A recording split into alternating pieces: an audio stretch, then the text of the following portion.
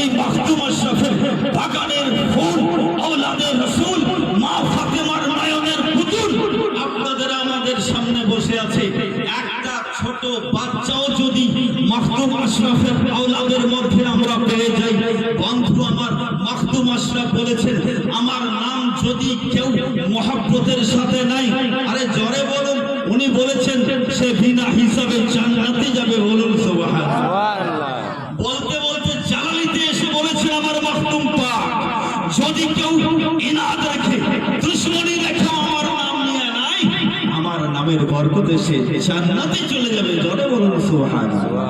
তো বাবা আমার, সেই পবিত্র দরবারের গোলামি আমরা পেয়েছি, যাদের দেহে, যাদের শরীরে রাসূল কারীমের খুন প্রবাহিত আছে।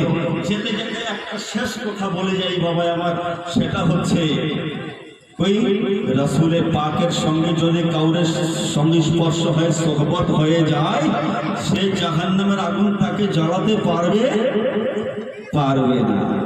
তো বাবা আমার, আমরা কাদের গোলামি ইখতিয়ার করেছি? আওলাদের রাসূলের গোলামি ইখতিয়ার করেছি।